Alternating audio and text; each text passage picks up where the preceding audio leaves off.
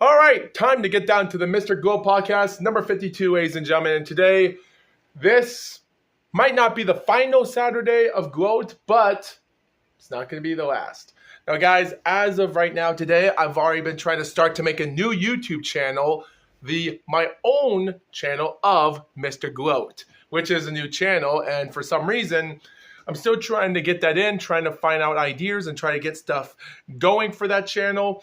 I think about maybe doing a gaming channel or maybe a podcast channel just to re-upload off these videos and put them on the other channel. But like I said before, guys, there are some videos that I've uploaded that I forgot to turn off the sound, and videos that I actually put for exciting content things. So I might have to do new episodes of podcasts, but also upload the archive videos I've uploaded on this channel for the heck of it. But we're going to have to wait and see what comes out of that. I haven't put an announcement yet, but we'll see what happens until probably May, probably June, or maybe sooner. So who knows? So as I'm already getting down to business, ladies and gentlemen, April the 19th will be Season 3 of Supernatural Trails. Managed to put out 8 episodes, and let's just say 5 out of 8 of these episodes are good and 3 of them are not. But at the end of the day, we're human beings and we try to come up with ideas, but let's not get to that yet. We still have probably another 4 weeks until that moment comes, but we just have to wait and see, go left, go right, or even my right and my left, or even your right and your left, who knows? We just have to wait and see. Now, the next update, ladies and gentlemen, I like to point out for all events out here, and even though I've switched to my iPhone because sometimes my camera on my laptop doesn't really pick up good audio sounds, but that's not the point today, guys. As of today, guys, let's just look back at all the heavyweight title shots that have gone on for the last months or so. So on January the 31st, we already had the WBO Africa heavyweight title on the line. We had the IBF European heavyweight title on the line in Russia. And then on February the 1st, we already had a guy named Jamie Tushakeva winning the IBO International Heavyweight title. And even though the IBO titles might not be much to talk about, but yet again, if it takes them to the rankings, depending on their record, and even though this guy has an 8-1 record and not good in high rank, so I don't expect him to be a star, but who knows? Of course, February the 2nd, guys, with Brandon Moore defeating Skylar Lacey by that disqualification match for the IBF USBA heavyweight title, and technically how ridiculous that fight was. Again, you can't say the least interesting or not. But we also have to talk about the main event that same venue where Clarissa Shields defeated Daniel Perkins. And as right now, I didn't want to talk about this information or even never, but it's almost been 2 months, so it's might as well talk about it. We're still trying to get reports if this fight will be a no contest because we heard reports that Clarissa Shields has been using marijuana, or maybe she was framed of using marijuana, similar than how people accused Lucas Brown from defeating Ruslan Shagaev for the WBA regular heavyweight title in 2016, but he stripped it and his title in Australia. People counted it as a no contest, but on BoxRec, it's counted as a knockout win for him. But people don't know if he still counts as a title champion, but I still think he deserves it, and that also killed his boxing career, even if I didn't think he was good, but he deserved better in boxing, but that really destroyed his career. But this right here might be similar. We don't know if Clarissa Shields is going to get this fight as a no contest, and I am worried because if that does happen, all these championship belts that she won, the heavyweight is done, and the undisputed heavyweight's dead. But yet again, does that mean those title belts that are there on the line right now exist? Don't get me wrong, the WBA, WBO, and even the WBF, World Heavyweight Champion, is deservingly now active in women's heavyweight boxing right now. So I think people can actually fight for the belts, depending if these belts should be stripped off of Clarissa Shields or not, even if you let the win stand. Who knows? But let's not talk about last week ago where we have Terayel Jafaro defeating Saul Farah in Turkey for the WBS World Heavyweight Championship, the World Boxing Society, which I do count that as a World Heavyweight Champion, even though the guy is from the country of Azerbaijan from the United Arab Emirates is where he's living, but still represents his country where he was born. considering I wouldn't say his record's that good, but yet again,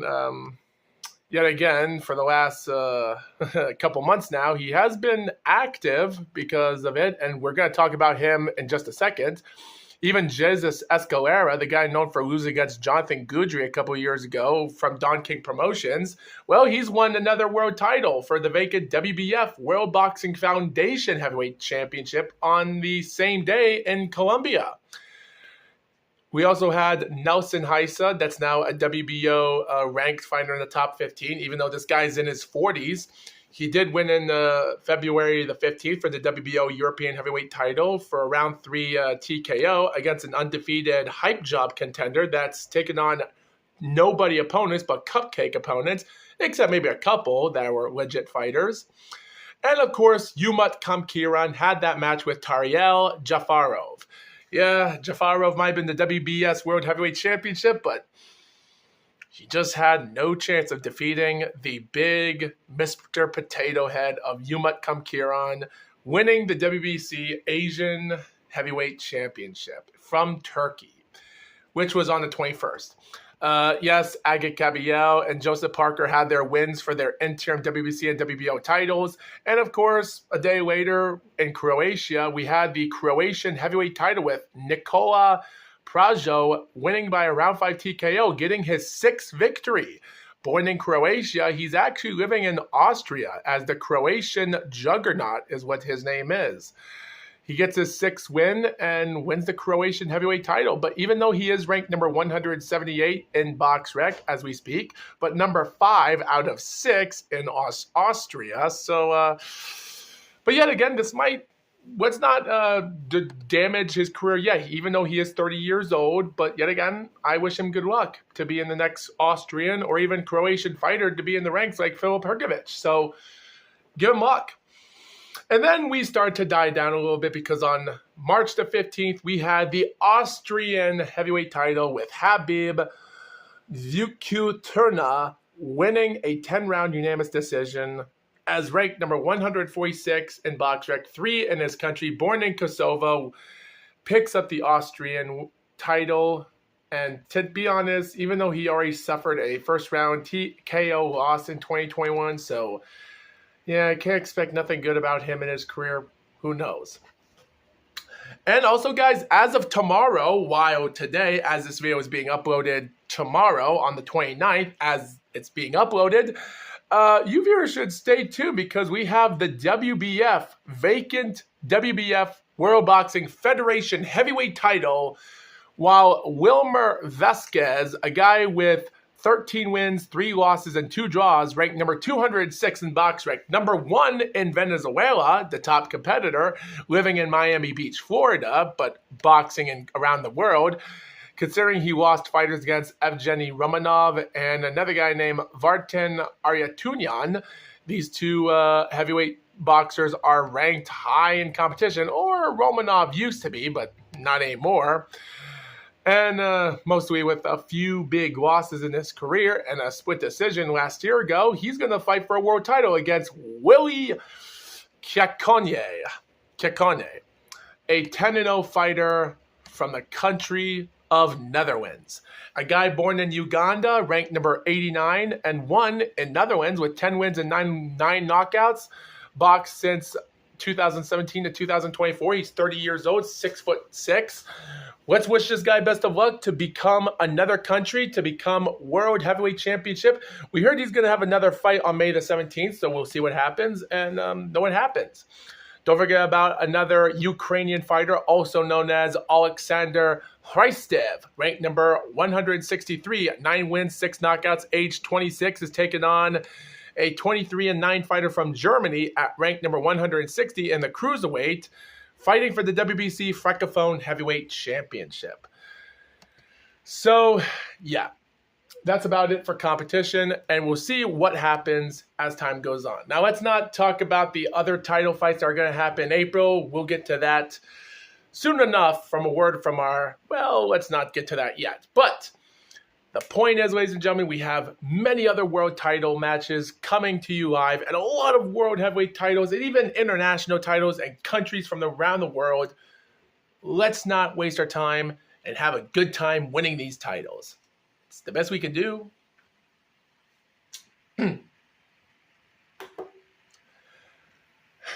So that being out of the way, guys, we also heard reports yesterday as Daniel Dubois finally comes out from his rabbit hole to the public audience. He already made a couple appearances, one on a camera phone and one inside a limousine being interviewed.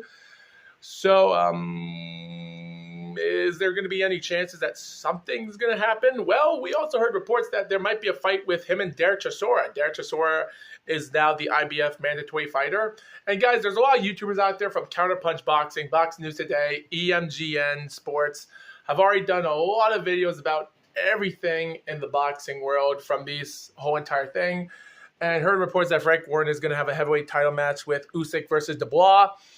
So we don't know what's going to happen there, but we're going to have to find out and see what happens as time goes on. So let's not get into it yet, but yet again, we do have to be alarmed that something might happen because these YouTube channels such as EMGM Sports, Counterpunch Boxing, and many other fun YouTubers have made a lot of videos online talking about so much stuff.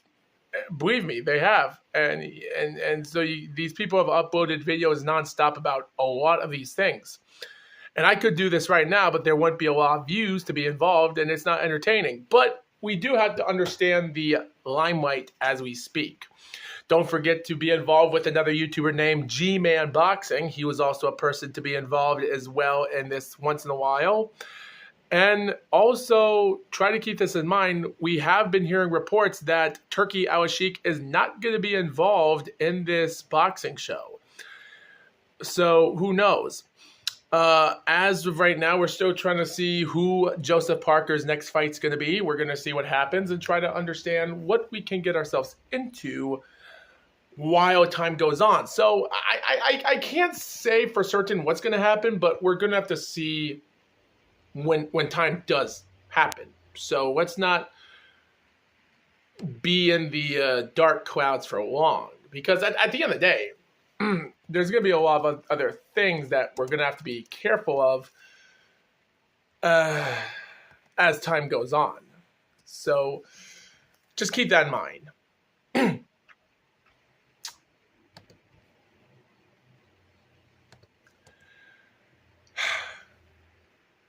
So, the plot of this story is a doozy. Guys, Danny Williams, a man that's boxed so much in his career and lost his potential in the 2010s, and he just couldn't recover from anything after this career. Danny Williams, the Brixton Bomber, with 89 professional fights since 1995 to 2023, and a man that settles himself. A man that's put himself in a lot of crazy stuff in his career. And even though I've talked about his fight with Zoltan Petrani in June 4th, 2005, and seeing how bad that fight was, but you look at this and I do think to myself, there's a lot of ridiculousness in his career. And a man that defeated Mike Tyson, lost against Vitaly Klitschko by huge domination of getting knocked down multiple times. There's more to his career than meets the eye. And we can even talk about his Michael Spinks fights and even his fights with Callie Meehan, or even talk about Audrey Harrison, Matt Skelton, and how those fights started good and then it ended badly, or even John McDermott. What better way to talk about his legit fight? Danny Williams versus Mark Porter for the vacant BBBFC heavyweight title and defending Commonwealth Boxing Council heavyweight champion on October the 21st, 2000. Now, this was by Sports Network, which Sports Network at the time had 7 promoted fights in the span of May the 16th to December 11th of this same year, and they've never been around since. Williams was involved in a lot of other interesting moments in promotion with Frank Warren. Mostly Frank Warren a little bit. Because considering, as said before, he was involved with a lot of people in his career. Keep this in mind, because as a person, as an amateur career, not much of an amateur career, and even though he did fight routinely on Frank Warren's undercard and compiled 15 wins and 12 knockouts in his career, at this moment in time, he's trying to recover from his first professional loss, which was bad, against Julius Francis, a guy that's a journeyman fighter at that moment. Lost out his titles, but won the Commonwealth title. And at this moment, Mark Porter has suffered out a couple losses against not some interesting opponents, which I would say not interesting. So he's not much of a tough fighter than you think. So this one does give me the speculation a lot. So Denny Williams, 27 years old. At this moment, he's 6'3", with a 79 reach advantage, while Porter's 25 years old, 6'1", 76-inch reach advantage. And at this moment, being at 234 pounds, Williams was 253 pounds coming into the fight. This fight resembles one of the most craziest combats of all time. But the problem is, it sounds like there's a lot of fans, like 99% of you people watching this might not know one damn thing about this fight except that 1%, the dislocated shoulder incident. But the other 99%, you people, I think some people wanted this fight to be forgotten and only to be remembered for the famous last round knockout by Williams. People said this was one of the greatest combats of all time, but if you do not look at the first rounds of the fight, you think to yourself, this fight sucks. This fight sucks since day one, and it also makes us wondering, why would we have Danny Williams becoming a title contender? Because this fight, I thought Zoltan Petrani might have been the worst fight of all time in his career. This fight right here became ridiculous. And there's also another fight in the late 2000s, I'll talk about Danny Williams, that makes it even more ridiculous for his entire career. This fight puts us to so much reach advantages for everything for all the wrong reasons. Now, the referee is John Coyle, and all I can say is, for whoever he tried to do was ridiculous. Now, just to let you fans know, guys, in Britain, only boxing matches ends in, if a boxing match, let's just say if a boxing fight goes 12 rounds the distance, in British boxing for minor titles or even non-title fights from 8 rounds, only the referee in Britain is the only person judging the fight. Just like how Tyson Fury defeated John McDermott in a 10-round fight because the referee was the only person judging the fight. If you guys didn't remember that time when the final bell rung and then the referee put Tyson's hand in the air before they announced the winner. And you can just keep that in mind. So John Coyle and other British referees and people are the only person refereeing the fight. Keep that in mind. Just keep that in mind. So yes, 21 wins, 17 knockouts, 1 loss, while we have 14 wins, 2 losses for Porter. And the fight starts out really wild because Mark Porter comes in and out of nowhere, this guy that was not favored to win attacks him early on. He punches him through the ropes, and out of nowhere, as he levels him to the rope, he throws a body shot downstairs. And then, out of nowhere, Williams backs away from him. And then he goes for a left punch upstairs. And Porter throws his own right to the chin of Williams, and it stumbles him, and Williams throws a right while his body slips. He throws a left, misses. Mark gets a clean shot right into his chin, and then Williams tries to throw for a right, but then his feet give out, and he hits the ground. But the referee calls it a slip. And the commentators are confused, and at this moment, it made no sense because Mark Porter punched him right here with the clean punch, and it stumbled Williams. So at this moment, I was like, okay, so Williams, I don't think Williams was expecting Mark Porter to come into this fight because he was just a guy that won 14 fights against nobodies, and 2 of his losses were against nobodies.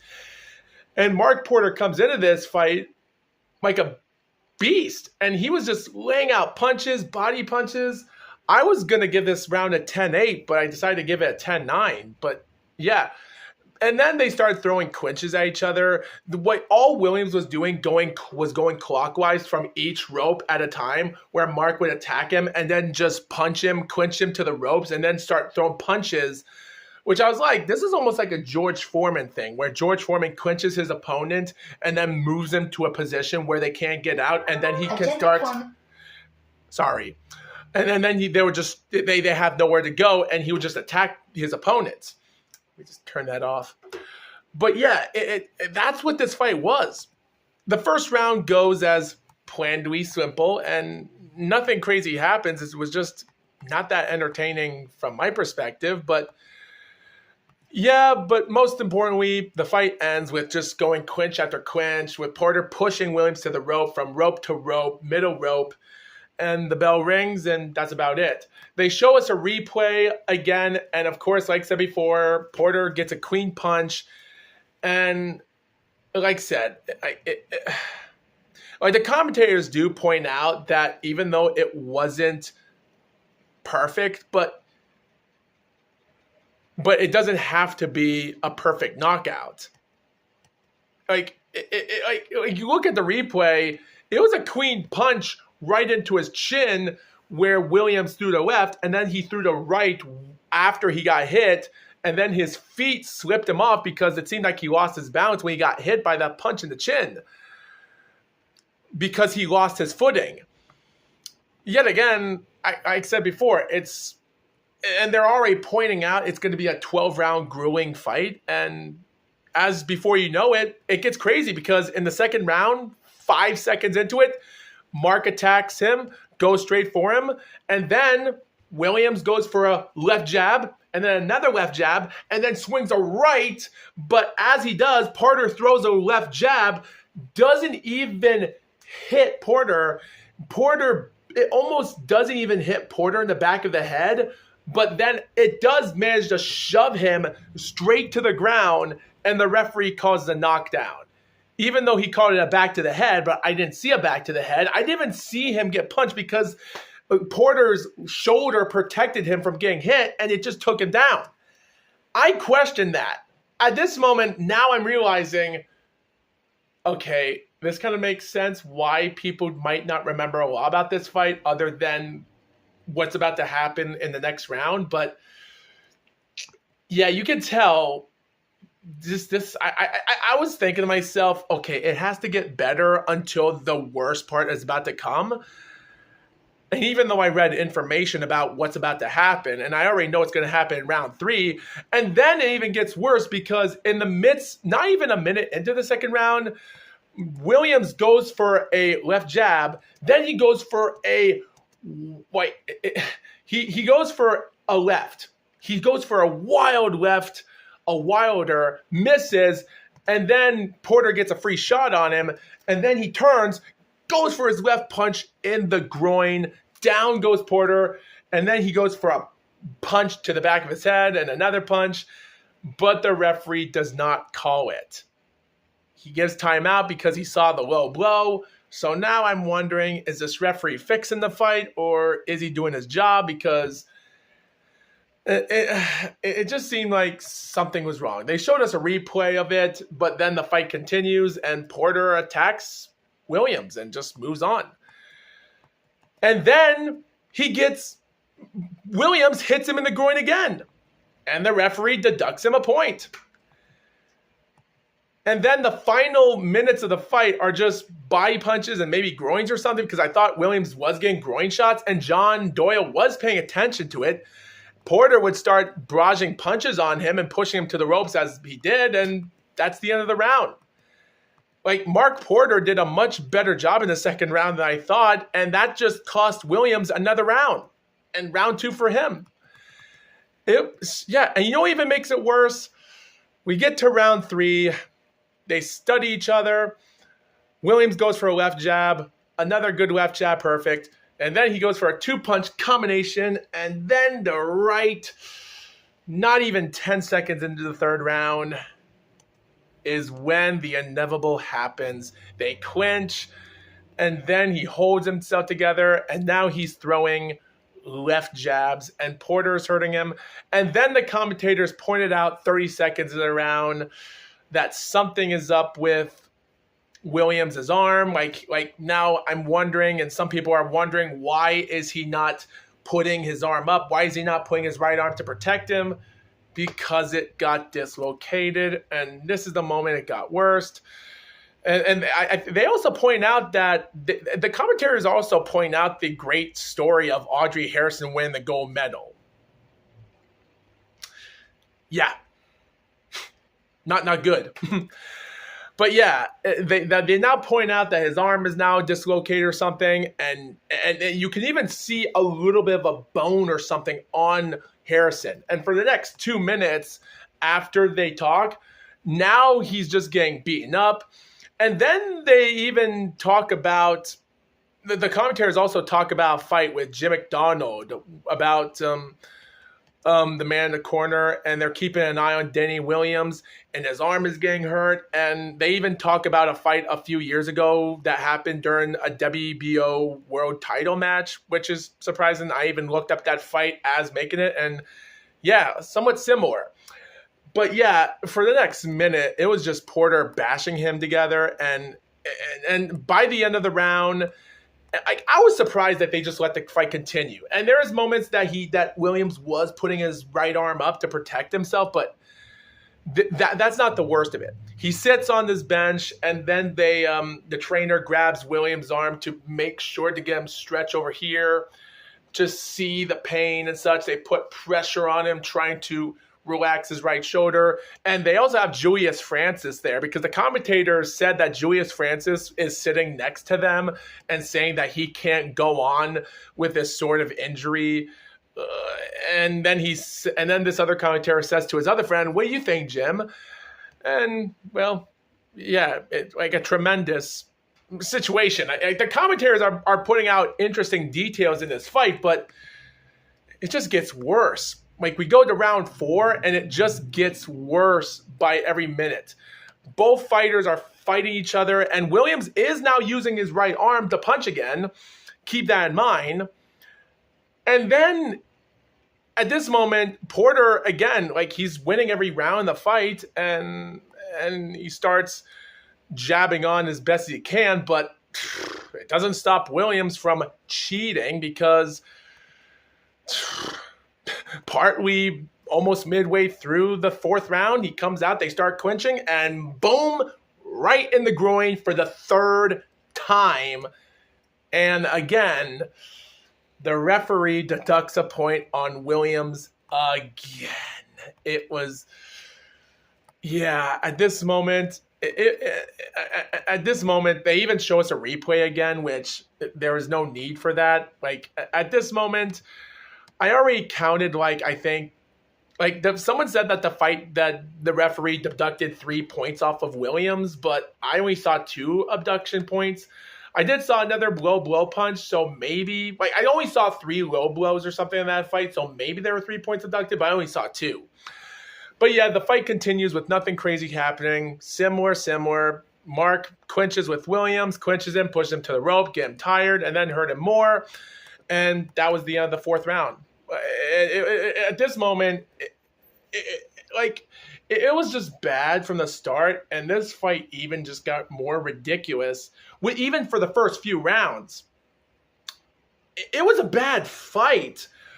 So round 5 comes in, and round 5 wasn't a boring round, and technically round 5 wasn't a bad round. There was a moment early in the fight where they start clinching and Williams puts a headlock on Porter, but nothing bad happened in this fight other than swinging punches. And like I said before, Williams was using his right arm for once in some punches and blocking, but he was using his left punch a lot more than his right punch. But he was using his right to block some punches that Porter was jabbing onto him. But yet again, the fight was similar. It was Porter just clinching him to the rope, and out of nowhere, 1 minute into the round, when they started clinching each other, Williams throws a right to the back of the head and stumbles Porter. And then out of nowhere, Danny Williams does a wild chicken dance to the corner for the ring, almost snapped his foot. And then I see Mark Porter holding his glove up like saying Heil Hitler, because he looks like he's from Germany or something. And then he just throws more jabs to Williams, and Williams is just throwing wild jabs that go nowhere. Yeah, nothing crazy. Like the 5th round was the more cleaner round than any other round, even if there was a few stumbles and clinches, but yet again, it wasn't better. And even during the other round, there was just not much to say how this fight was going to end, because it just seemed like Porter had the better work. Like Julius Francis might have got a controversial win, even though I thought some people said that fight was a robbery, first defeat robbery for Williams because he didn't deserve it. Also, they even showed us replays of how Porter faked a left and went for a right uppercut in that 5th round and landed on Williams and just started pushing him, which was kind of crazy. They even showed us a few replays of a 2-punch combination on him as well. And I even tried to pay attention to Williams' shoulder in the fight to see if there were any injuries. And I didn't see nothing crazy with his arm, even when he was sitting in the corner. But yet again, nothing crazy happened. But then the inevitable happens. We come to the 6th round. They're doing the similar stuff. They're throwing punches, and this is the moment where it gets worse. So we're in the 1st minute, and Williams throws another wild left, misses a mile. He goes straight forward and throws a wild, weeping, looping right punch, and Porter blocks it. And then this is where the fun, excitement, and the highlight reel of this entire fight comes to play. This is where the magic happens. Williams throws a right, misses on from a block by Porter, and now his arm hurts. And now his arm is looping to the ground. It almost looks like he's going to touch the canvas. And the commentators pointed out that his shoulder's gone. It's came out of his socket again. And the corner looks as Danny Williams is holding onto his arm. Porter clinches him to the ropes again. The referee takes him out. His shoulder's gone. It's dangling. It's looping. And then as they're clinching again, Porter puts a headlock on Williams's right shoulder in the corner, and which is bad enough. And it gets worse. He's stuck to the corner, but he's still throwing left jabs. But this is like Yuri Foreman and Miguel Cotto. Just because Yuri Foreman is still fighting back, he's still throwing weak punches, even though his leg has given out and he's in pain, suffering pain, and his punches have no power in them. This is what I'm looking at. Like, Williams is throwing left jabs, but they might not have power to them. So Porter puts another headlock on him at one point and throws another jab. And at this moment, it just seemed like Porter wasn't ending the fight. It just seemed like he wasn't, which I don't know why. I wish he did, because it seemed like he was too confident. It's like he knew that he was winning the fight, but that didn't mean that he should have ended there. So Williams is trying to push Porter back. He's throwing multiple 10-punch jabs with his left glove, trying to step him back. And then for the 100th time, Porter goes straight towards Danny Williams. Similar for how Arthur Spilka and Deontay Wilder, of how many times Arthur Spilka has done that same move a bunch of times from 9 rounds. And it took Deontay Wilder 9 rounds to wait for that awesome knockout punch. So Mark Porter, he's trying to to do again. Just set him up. And out of nowhere, he goes straight after Williams. Williams uses his left glove, pushes him back, and then as he gets to the ropes, Porter goes straight in and tries to throw a tiny left jab on him. And man, oh man, Williams goes for this super left uppercut, and down goes Porter, and he lets his left glove sway around Porter's head, turns around and throws another tiny jab, and down goes Porter. And the commentators, the fans are going bananas. It's so crazy. And then he comes in throwing more left jabs, more left crosses. Down goes Porter again for the second time. He even got up on the count of 9 in the first, but then gets up around probably the 5 or 6 or 7 count. And then the fight ends where he ducks, and then Williams misses a left, but he actually gets him to headbutt his ribs, where Porter headbutts Williams' ribs, and that might have hurt him. Goes for another left punch, misses, but he goes down again. But the referee stops the fight at 2 minutes and 41 seconds. Danny Williams is your winner. At this moment, he's crossed into the ring, walking around circles. He's in pain. He's hurting his trainers. And he walks to his corner and then takes both knees, crosses down. And you can't even see him because there's a bunch of people in black suits and black training uniforms because Williams' team is wearing all black. And then he hits the ground, suffering pain. His face is distorted in pain. He can't handle it. His arm's hurting. His trainers are looking at him, and he is in pain. He's hurting. And even remember, they even talked about the moment about Carl Thompson when he was kept out of the ring for 10 months after a similar injury with Mark Porter. When he was as far as on the cards, they even talked about that. But yeah, he's in pain, and for the next few minutes, he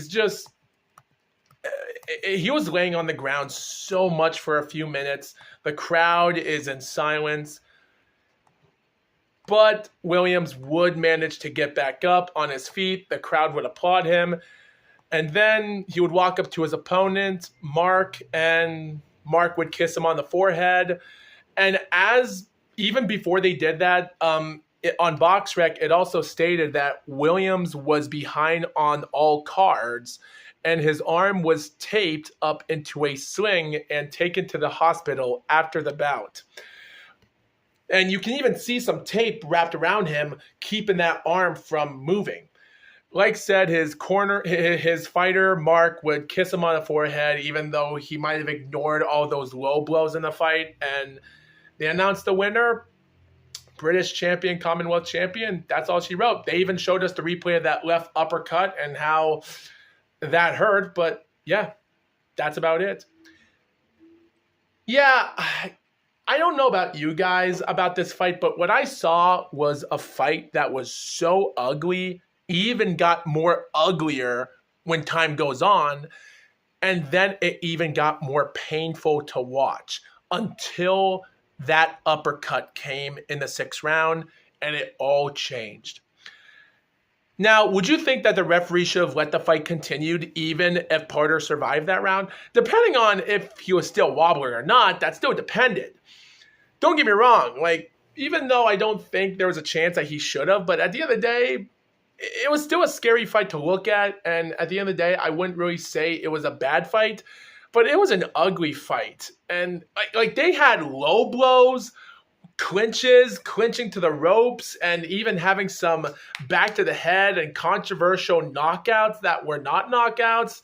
Yeah, and this fight was ugly, and I had every round won for Porter from that moment. So yeah. So Williams would be out of the bench for about some months now until he took on Cali Meehan, 23-0, but scored a first-round TKO on him on June the 9th a year later. And then a month and 3 weeks later, he had a rematch with Julius Francis, scored by 4-round TKO, gone to America in December that same year to get a second-round TKO in America on his debut. or his, well, not his real debut. He has his real debut back in 97, but yeah, and of course, everything else, he would start winning more fights, but barely just losing some fights a year, but yeah. But yeah, that was the moment where Danny Williams made history, and that's the best I could say. So, ladies and gentlemen, as we are almost time for a couple more, just a couple more segments left, let's have a word from our sponsor. It's a tough job out there. Live from the New England area of Northeast United States. There's not just boxing here. There's boxing everywhere. Not from the west, not to the east, not to the right or the left, left to the right, not to bottom to the top, top to the bottom.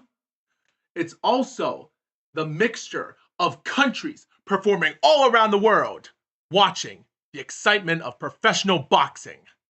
Which is also why we're bringing you multiple title matches, and also for other people to get your tickets to watch your title matches, such as Angelo Morjan taking on David Spilmont for the WBC Mediterranean heavyweight title live in Veneta, Italy. But don't forget, on that same day, on April the 5th, will be David Adelaide trying to make his loss after his first loss for a couple years ago against Jamie Tashikeva for the British Boxing Board of Council British, or they would call it the BBBFC British Heavyweight Championship. But don't forget, guys, we do have a world title match in Germany a week later for Renk Whitko versus Luis Jose Marin Garcia for the WBF Intercontinental Heavyweight Championship. But don't forget to go to Sketches Republic, where Tom Selleck is trying to come back from his loss against Umut Kamkiran to take on Ivan Balaz, also for the Sketches heavyweight title. But don't forget, guys, to watch two Polish boxers on that same week as well on April the 12th, with Mariusz Wash, former unified title contender after his Vladimir Klitschko loss, will take on Kepker Maina for the Republic of Poland. But my favorite moment will be on April the 19th, where Jun Hyung Kim, undefeated 4-0, will take on the Tae Kwon Kim, former cruiserweight, now turning debut professional heavyweight boxer, will fight for the South Korean heavyweight championship.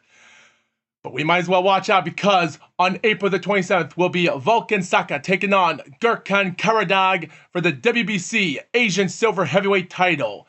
And even though these guys are unranked from 380 to 390, it doesn't mean it's going to be an exciting fight. But don't forget, guys, we'll have the European Boxing Union Silver Heavyweight title with Eduardo Gustini versus Pazman Saifkani, also in Italy. We'll talk about other fights in May in the future. But don't forget to watch Tina Rupert for her undisputed title match in her country of Germany versus Samira Yamanaka. The only atomweight title that Tina has not won is the IBF Atomweight Championship.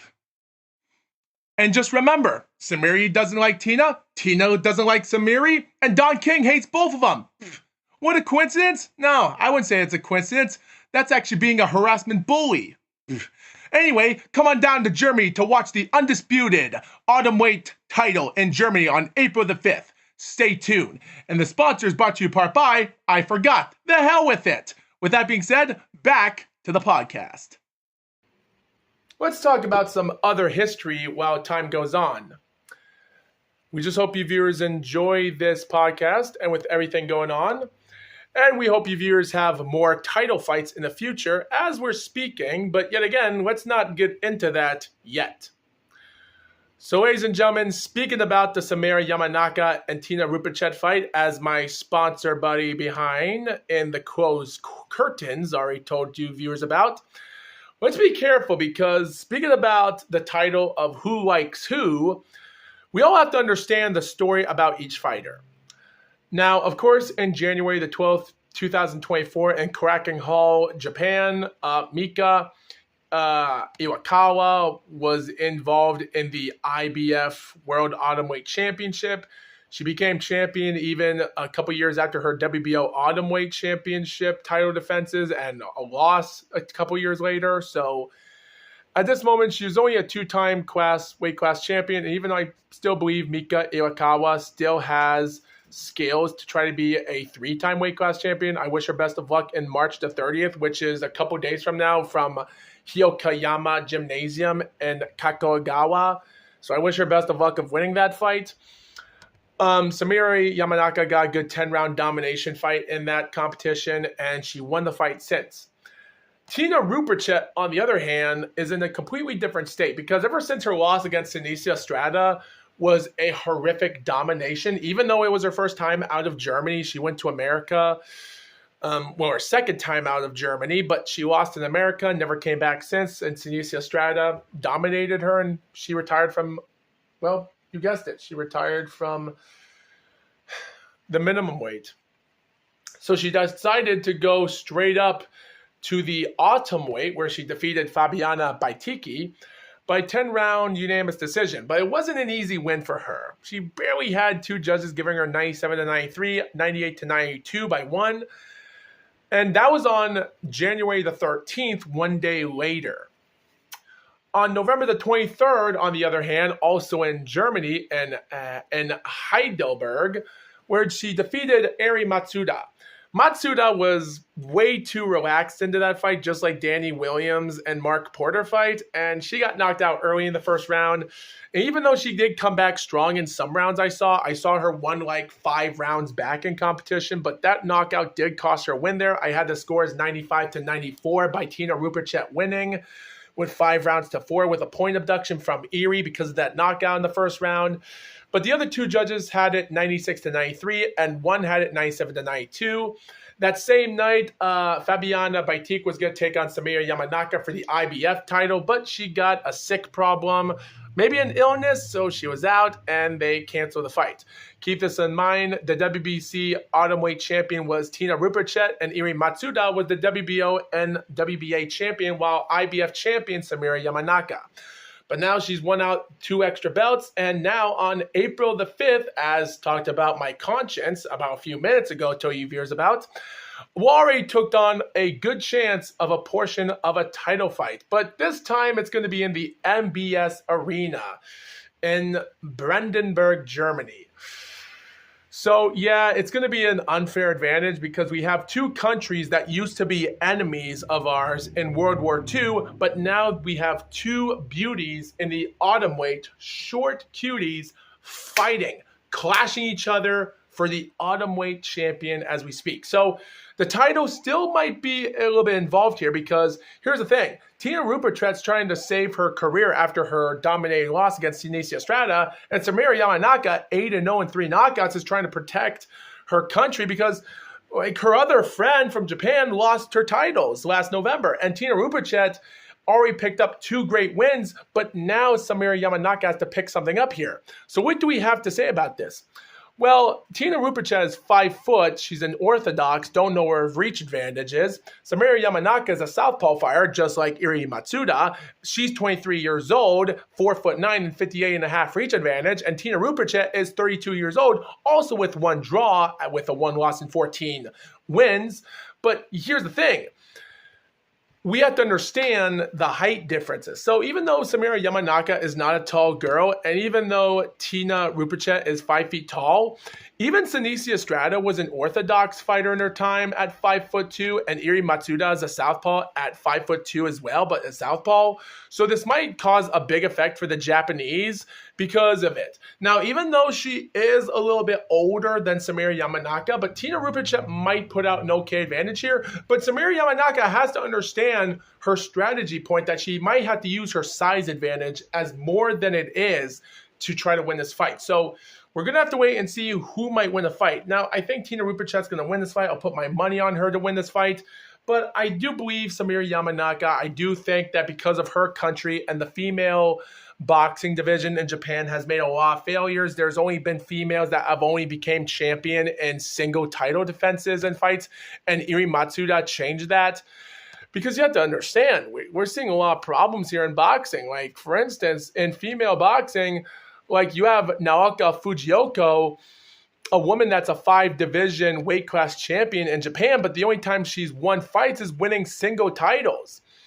So, like WBC female strawweight title, which is minimum weight, WBA super flyweight champion, and even WBO world bantamweight champion, and even just like WBA flyweight champion, and most of all, the WBO junior female champion. So yeah, 5 titles, and she's gonna put them on the line. Like she was fighting for titles on the line until 2022, and when she lost against Marlene Esparza. But yeah, so you have female Japanese fighters that have only won single titles, but just like the Philippines and a little bit, and just like Thailand people, like people are only winning single titles. They're not fighting for undisputed. So this will pose a problem for Japanese females if Samira Yamanaka does not pick up this win as she should.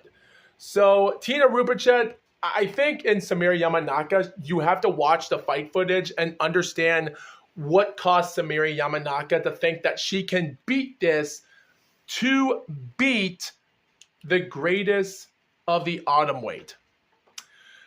So I think we have to understand what we're looking at here, but it's going to be interesting when we look at it and know when the fight comes. But I do want to see this to be a great world title match, and I do want to see Samira Yamanaka to do a good job and not get a knockout loss here, but also try to see if she has what it takes to even pick up a win here, because this win can solidify her as history from Japan. And I do want to see a Japanese woman to get this win here, to get an undisputed title match here, which she has, but she does have to get this win. So we hope that she does better than her friend, Iri Matsuda, does. So we're going to have to wait and see and know who is going to win the fight. So it's going to be interesting, but we will have to wait and see when time goes on. So let's try to understand who's going to win the fight and what's going to happen during the aftermath. Because if we do see a rematch betwixt these two, which I hope for Undisputed, I do want to see history be made here, because at this moment, the minimum weight division in men's boxing has not posed a lot of a threat than the female boxing since Senicia Estrada became undisputed last year against Yokasta Valle. So we're going to have to wait and see what happens.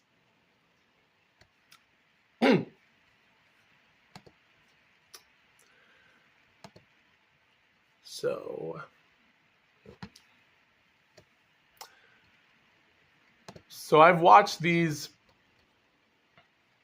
interesting things to understand the world of UFC. So ladies and gentlemen, UFC 5 is one division I've never watched before. And this event, as it is taking place on April the 7th in 1995. And even though this is hard information, because I don't feel like reviewing it, because it just really feels like let's just say that the match that might be the worst for us is not going to be good. Let's just say this is an end of an era for UFC. And even though I am thinking about doing the next episode of talking about the story of UFC 5, I've put in a lot of information and notes I've written down about this fight, but we're going to have to wait and see and know who's going to win this. This is the final topic. So as for UFC, ladies and gentlemen, UFC already has a lot of interesting things. We heard that Jake Paul and saying that Alexander Usyk and Jake Paul will have a match in an octagon or something. So I really have no idea why we have to do that. It's ridiculous. So let's not do that. We've already had 726 UFC events, but at this moment, guys, I would only review the older ones for the fun of it. But yeah, as of right now, guys, UFC 314 will take place on April the 12th in Miami, Florida. I wish I was there to watch it, where we'll have some interesting title matches with the UFC Featherweight Championship of Alexander Volkanovski versus Diego Lopez. We do have some interesting fighters to be involved in competition, because on UFC 315 on May the 10th will be in Montreal, Quebec, Canada, which I wish I would be there, in the Bell Center. Dang. Which we will see UFC welterweight champion Belal Mohammed from the country, mostly an American fighter from Chicago, Illinois, taking on Jack Della Maddalena with UFC Women's Flyweight Champion Valentina Shevchenko versus Manon Fiorot. But technically, guys, there will be more to this because on UFC 316 will take place in New Jersey, Newark in June the 7th. And June the 28th will be in T-Mobile Arena in Las Vegas on the UFC 317 on June the 28th. Even though we've been trying to look interesting for women's bantamweight fight, which will be for the title that year in the 16th division. But all we can say is, guys, considering there's over 300 events, I'm not going to review them all because it might not be worth it. So, like I said before, there's more to this, but I don't want to talk about it. So, my final thought, guys, is for what's going to happen. Technically, I will be reviewing out this episode, and if I think I might do UFC 6 Clash of the Titans a lot sooner instead of waiting for July, which will be the event that takes place then, because I think I'll be more interested in talking about this event more than UFC 5, because I only saw half of UFC 5 because I didn't want to see the main event or the semi-main event, which we'll get to that. So, yeah, it was a pain in the butt to review that from me, but I might make a lot of mistakes and a lot of errors. So try to expect I might make 5 out of 10 errors or maybe make a lot of misinformation because there's just so much information to talk about in UFC 5 that it might be a 2-hour podcast or even 90 minutes, even though that's what I'm trying to go for. So try to bear with me while these videos are up, but we don't know what's going to happen, but we'll wait and see in the future. So, with that being said, guys, thank you for watching this podcast. And with that being said, as for the World Heavyweight title fight is going to take place, guys, we're still trying to find information as we speak. The final information I will point out is that Naoya Inoue will be taking on Raymond Cardenas. Now, Raymond Cardenas has been involved in so much ridiculousness. People think that he might be a believable winner. Here's the thing, guys.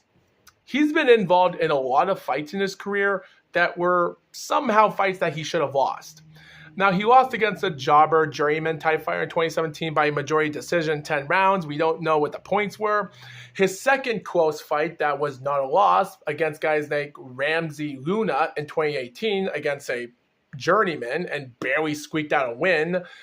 He even squeaked out a split decision 6-round fight a few months later after that fight and then won against another fight in November, which was an easy fight for me to judge. And then in 2021, February, he scored out an 8-round split decision, a fourth fight controversial by the North American Boxing Association USA Super Bantamweight title match. He scored a round 3 knockout 6 months later. And then in July 2022, his one and only fight was against a fighter named Michel Banquez, 20-1 fighter. And 2 judges had 97-93. One had 96-94. Another close fight that seemed hard to look at. And then in May and September of 2023, he scored 2 knockout wins, a cornerman retirement, and a round 2 KO against a 15-0 undefeated fighter named Rafael Pedroza. So at this moment, you're counting not 1, not 2, not 3, not 4, but 5 fights that were fights that he won, but 1 fight he lost. But by 2024 and 2025 are fights that makes me think, why should you think that he's going to defeat Naoya Inoue? In February last year, he took on Israel Picasso, a 30-5 fighter for the WBC Fektar Box Super Bantamweight title. The fight ended in a round 6 after the end of round 6 due to his opponent, Israel, was unable to continue with a severe broken jaw after the end of round 6.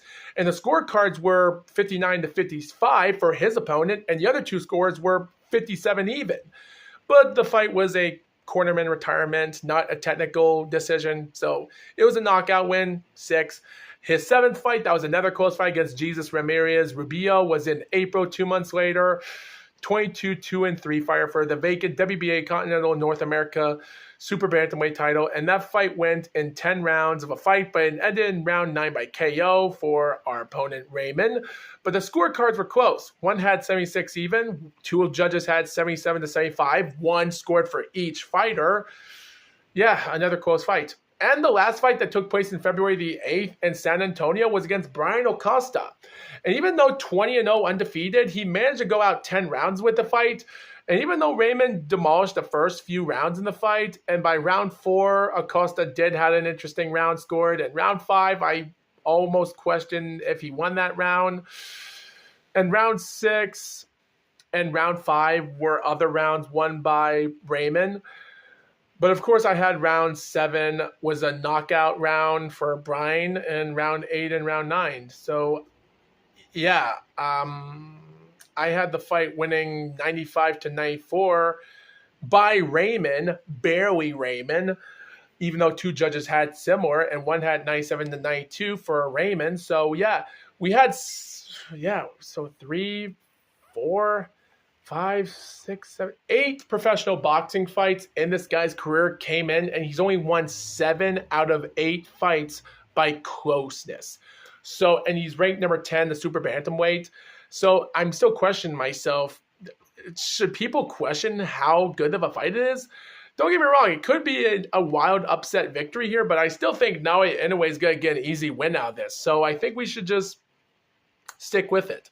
Naoya Inoue will get his 30th victory done just like that, and as we speak.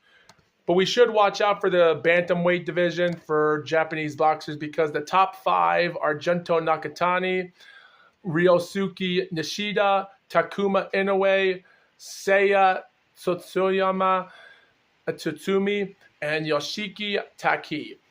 And 4 out of 5 of them have one piece of the bantamweight champion. Takuma Inoue doesn't. So, yeah, it's going to be crazy domination for the Japanese boxing division, but we're going to have to wait and see what happens in the future, and we'll be back for another episode. So with that being said, thank you viewers for watching, and Foxwolf out.